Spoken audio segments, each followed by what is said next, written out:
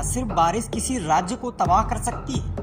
क्या सिर्फ बादल फटने से लाखों लोग बेघर हो जाते हैं? और अगर ऐसा नहीं है तो आखिर असम को डुबोया किसने? नमस्कार, मैं हूं आकाश और आप देख रहे हैं एससीजन फुटेज, जहां खबर सिर्फ दिखाई नहीं जाती बल्कि उसके पीछे छिपे सच को आपके सामने रखा जाता है। दोस्तों, आज की कहानी सिर्फ एक बाढ़ की कहानी नहीं है, ये उन परिवारों की कहानी है जिन्होंने 15 मिनट के अंदर अपना घर, अपना भविष्य और अपने अपनों को खो दिया।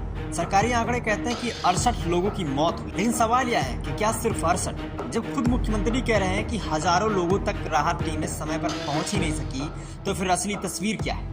आज हम किसी राजनीतिक दल का पक्ष नहीं लेंगे, हम सिर्फ तथ्यों की बात करेंगे, सरकार से सवाल भी पूछेंगे और जहां अच्छा काम हुआ उसकी सराहना भी करेंगे। तो चलिए शुरू करते हैं। इस समय लाखों लोग बाढ़ से प्रभावित हुए, कई जिले पूरी तरह पानी में डूब गए, हजारों हेक्टेयर फसल बर्बाद हो गई और लाखों पशु प्रभावित हुए।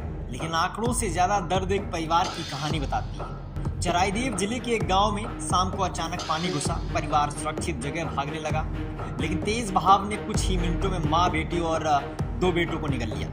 गांव वालों का आरोप है कि उन्होंने हेल्पलाइन नंबर पर फोन किया, लेकिन मदद समय पर नहीं पहुंची। सवाल यह है कि अगर चेतावनी और बचाव समय पर पहुंचता तो क्या ये 4 जिंदगियां बच सकती थी? शुरुआत में कहा गया कि नागालैंड में बादल फटा और उसी कारण असम में इतनी बाढ़ आ गई, लेकिन मौसम विभाग ने कहा कि तकनीकी रूप से बादल फटने जैसी स्थिति दर्ज ही नहीं हुई। तो फिर सवाल उठता है, अगर बादल नहीं फटा तो फिर इतनी तबाही क्यों हुई? क्या सिर्फ बारिश जिम्मेदार थी या फिर वर्षों की लापरवाही भी इसकी वजह बनी? असम की भौगोलिक स्थिति ऐसी है कि चारों तरफ पहाड़ है और बीच में ब्रह्मपुत्र की घाटी। पहाड़ों पर होने वाली भारी बारिश का पानी मैदानों में उतरता है, यानी बाढ़ आना नई बात नहीं है, लेकिन हर साल इतनी जाने क्यों जाती है? यही सबसे बड़ा सवाल। राहत कार्य जरूर हुए, सेना पहुंची, एनडीआरएफ टीम पहुंची, हजारों लोगों को सुरक्षित निकाला गया, लेकिन सवाल राहत का नहीं, तैयारी का है। अगर हर साल बाढ़ आती है तो पहले से ऐसी व्यवस्था क्यों नहीं थी कि लोगों को घर छोड़ने के लिए सिर्फ 15 मिनट का समय न मिले?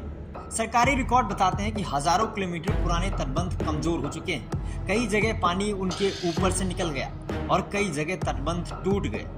नई ऊंची सड़कें और पानी के पुराने रास्ते बंद होने से भी हालात और खराब। जो दलदली जमीन पहले पानी सोख लेती थी वह भी लगातार कम होती गई। यानी समस्या सिर्फ बारिश नहीं थी, कमजोर तटबंध, बंद जलमार्ग और बदलता भूगोल, इन सब ने मिलकर तबाही को और बड़ा बना दिया।